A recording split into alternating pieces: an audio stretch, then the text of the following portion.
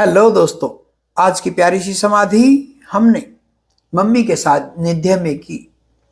आज मम्मी आई हुई थी, बोली बेटा मैं भी आपके साथ ध्यान में उतरूंगी। तो एक बेटे के साथ एक माँ का ध्यान करना अद्भुत है। आइए शुरू करते हैं।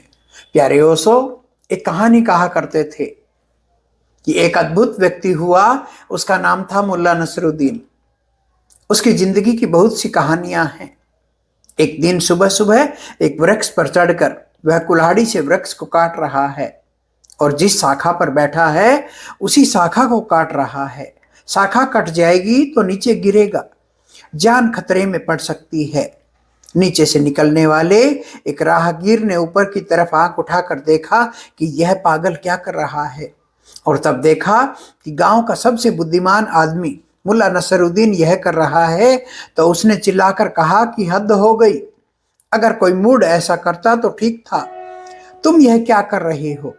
जिस शाखा पर बैठे हो उसी को काट रहे हो, गिरोगे, मर जाओगे। लेकिन मुल्ला नसरुद्दीन तो अपने को बुद्धिमान समझता था। उसने कहा जाओ जाओ, अपने रास्ते पर जो सलाह बिना मांगे दी जाती है वह सलाह कभी नहीं ली जाती। और वह भी कहा कि तुमने मुझे बुद्धू समझा है, मेरे पास अपनी बुद्धि है। और यह उस कुल्हाड़ी से लकड़ी को काटता रहा। आखिर वह शाखा कट गई और मुल्ला जमीन पर गिरा। गिरने पर उसे ख्याल आया कि वह आदमी ठीक कहता था, मैंने उसकी बात पर विश्वास नहीं किया तो बहुत बड़ी गलती की।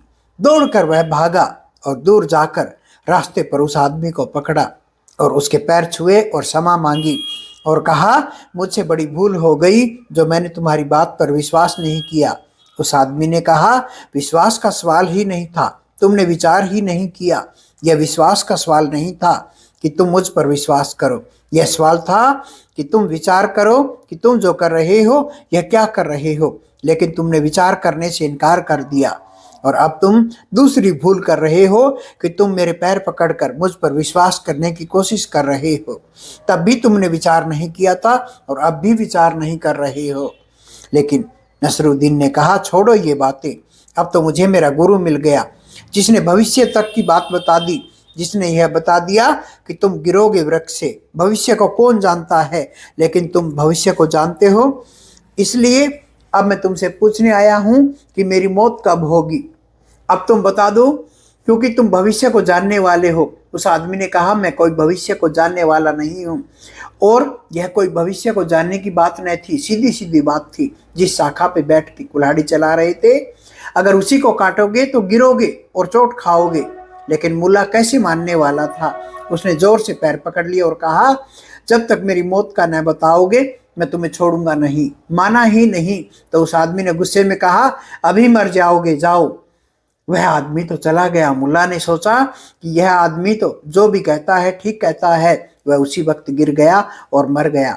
आसपास से लोग आए और उसको उठाकर उसकी अर्थी को मरघट की तरफ ले जाने लगे। लेकिन बीच में एक रास्ता आता था, दो रास्ते थे वहां से, जहां से एक रास्ता पश्चिम और एक पूरब की तरफ जाता था।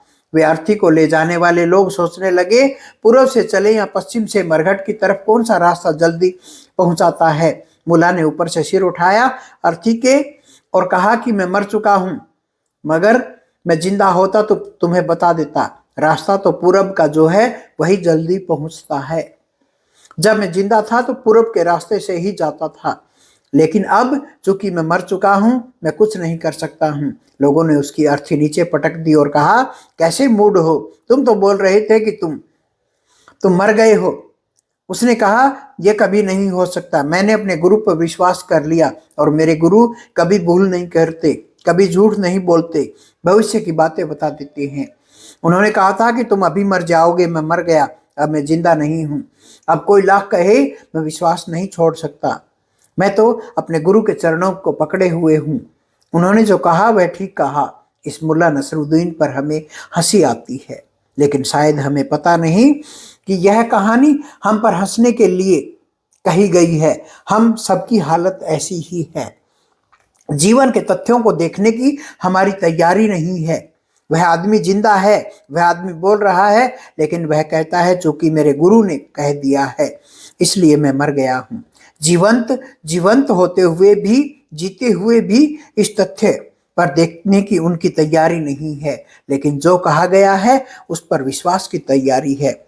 हम भी जो हैं उसे नहीं देख रहे हैं, जो कहा गया है, जो हमने विश्वास कर लिया है, उसको ही देखे चले जा रहे हैं, उसको ही दोहराए चले जा रहे हैं।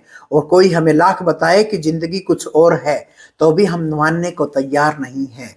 हम सबको दिखाई पड़ती है कि चारों तरफ की जो जिंदगी है सच है, यथार्थ है, लेकिन उसको हमारी किताबों में लिखा है बाहर का जो जगत है वह माया है। हम वही दोहराए जा रहे हैं, ब्रह्म सत्य है, जगत मिथ्या है। और जगत चारों तरफ दिखाई पड़ता है, चारों तरफ जगत अपने पूरे यथार्थ में मौजूद है, लेकिन किताब में लिखा हुआ कि जगत माया है और ब्रह्म सत्य है, हम यही दोहराए चले जा रहे हैं। ब्रह्म हमें कहीं पर भी दिखाई पड़ रहा, जगत हमें प्रतिपल दिखाई पड़ रहा है। जो दिखाई पड़ रहा है उसे इनकार कर रहे हैं हम, और जो नहीं दिखाई दे रहा उसकी गवाही में मरे चले जा रहे हैं। ऐसा नहीं होना चाहिए। जीवन कैसा है, जीवन सत्य कैसे हैं, उन्हें वैसा ही देखना जरूरी है। अगर उन्हें बदलना हो, अगर किसी दिन ब्रह्म को भी खोजना हो, जगत को माया कहकर उसे नहीं खोज सकते आप। अगर ब्रह्म को ही खोजना है तो जगत में भी सत्य है, उसकी खोज करके भी उसको खोजा जा सकता है। हरिओम तत्सत।